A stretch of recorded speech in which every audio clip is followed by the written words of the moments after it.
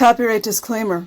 Under Title 17 U.S.C. Section 107, allowance is made for fair use for purposes such as criticism, comment, news reporting, teaching, scholarship, and research. Fair use is permitted by copyright statute that might otherwise be infringing non-profit, educational, or personal use, tips the balance in favor of fair use. Okay, guys, so this lady, I do not remember her name. They're going to share her name. She was a Scientologist. And I might skip around because I didn't plan this video out very well. It's only a 5-minute video, so let's go ahead and listen to what she has to say. Former Scientologist. Tell us, how did you first get involved in Scientology? Well, I was raised Catholic. I'm from Nebraska, from a family of 10 kids. And when I was 13, when I was 13, my brother, who was 19, died in a car accident. And after the funeral, I heard people say God chose him. He was ready to be with God. And at that point, I said, well, not fair, God. I'm going to look elsewhere. And so I started a spiritual journey then. I just have to say, I've heard it over time, many times, God took a person because he needed them more than the earth. There's nothing scriptural that even remotely resembles that. Sometimes, unfortunately, life happens, and I don't believe that it means God took them because he needed them in heaven. I just believe that unfortunate things do happen. But sometimes we don't know what to say at the moment of loss. Absolutely. And that, for me, made me spiritually search. I was studying crystals, meditation. You guys see how they always get people when they're vulnerable. And it's not just Scientology. A lot of religions do it. A lot of cults do it. It's everywhere.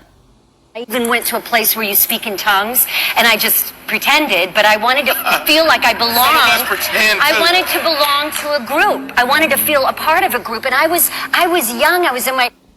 Off on a different topic, it is strongly my opinion that speaking in tongues is demonic. I was in a Pentecostal church when I was younger. I'm not religious anymore. I just, I'm one with nature. My early 20s, and I stepped into a group that said, hey, you're awesome, you can do this. They actually tell you that this is the only hope for mankind. You're awesome, you can do it. That's love bombing. That's not love bombing in and of itself, but when it's extreme and it's just a lot, that's love bombing. And to help the planet, I wanted to help and improve my life. So this was the right thing for me. But then they dangled this carrot of spiritual freedom. Who doesn't want that? But it wasn't free. Now tell me about this. It wasn't free, and it wasn't freedom. I understand you had to spend $45,000 in one night. Tell me the story of that. Let me paint the picture for it. So I'm in a room, and there's people, and these people are nice. They're bringing me coffee and cookies and telling me about what they're doing to help the planet and what my more love bombing contribution will do to help across the world. And I believed in this, but I just had my daughter, and I needed to breastfeed her, and I needed to leave the room, but instead they brought my daughter to me. I breastfed her, and then they took her out of the room, and I was so tired, you guys, you can't understand. And new mom, and I wrote a check for $46,000. Also, to me, that's very symbolic.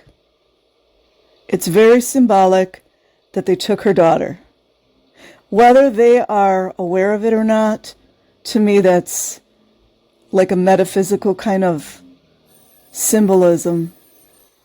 And I got to leave the room at that point, but I thought I was helping. I thought this contribution... In total, what would you estimate you gave?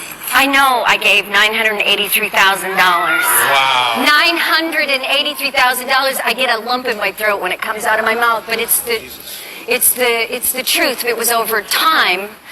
But I like I said, I wasn't stupid. I believed I was helping. So let me ask you this. Was there a last straw that...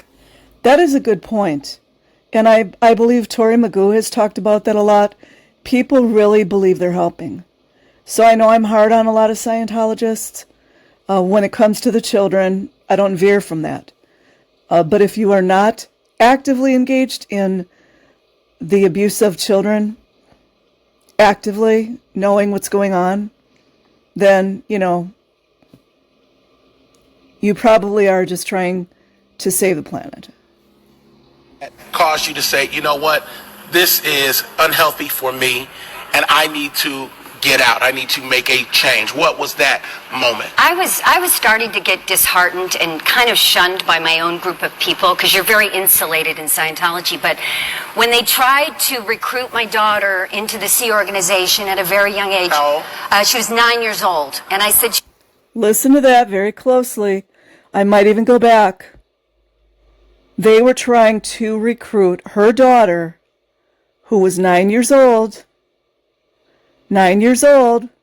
for all of these fake executives going around who are no longer in Scientology, trying to act dumb, that, oh, there's no children in Scientology. Watch. She does what a real mother should do. she's off limits, you guys, just leave her alone. You can't join this people because you're very insulated in Scientology. But when they tried to recruit my daughter into the Sea organization at a very young age, she was 9 years old, and I said, she's off limits, you guys, just leave her alone. You can't join the Sea Org until you're 18, but you can if your parents are okay with. Okay, I'm glad that she said that. I'm glad she said that. With it, you can sign over. And I said, you know something? How long is that contract? 1 billion years. So that just reiterated the children that are in the Sea Org, their parents signed them over. And I know there's a lot of tricky dicky stuff going on with the guardianship as well. And yes, I know a lot of these parents are like, oh, I'm so proud of my child going into the Sea Org. You know, honestly, and yes, they're exhausted. Yes, they're under mind control. But as a parent, it's your duty to do research into what exactly is going on. So I'm never going to veer from that. No. This is The contract to join the Sea Org is a 1 billion year contract. a literal, like it's With written. me, not with him. No, it's written in there. And from that point, when you made your decision, what was the process like? How long did it take? Don't mess with my kid. I wasn't ready for that. I know that's right. Wait, what? Wait, you guys, did you hear that? Don't mess with my kid. Don't mess with my kid. LAPD, did you hear that? Don't mess with my kid. Los Angeles City Council members, did you hear that? Don't mess with my kid. Don't mess. I had already lost my home. I was on food stamps. I told her, I said, honey, I'm done. But it took me another 5 years to get out because I was so insulated. Dentists, doctors, See, that's it. Do you guys see how they do it? She said insulated. I'm thinking more, I mean, it is insulated, but it's also, in a way, it's isolation. It's isolating people from greater society. And it's really unfortunate that more Scientologists that have good intentions, that are not involving their children in Scientology, it's unfortunate that they don't know they can just walk out. I understand the disconnection. I mean, I've never been through that, but it's a lot easier than they think it is. Yes, it would be painful, but in the ideal, most perfect situation, if you're in a family, a Scientology family, and you guys love each other and you care about each other, if there's any type of way you can do it, try to leave together if you can. And I'm just trying to, excuse me, I'm trying to instill some hope in some people. That's all. agents, managers, all were Scientologists, and you know, they of course disconnected with me. They could no longer talk to me. You said you consider yourself lucky.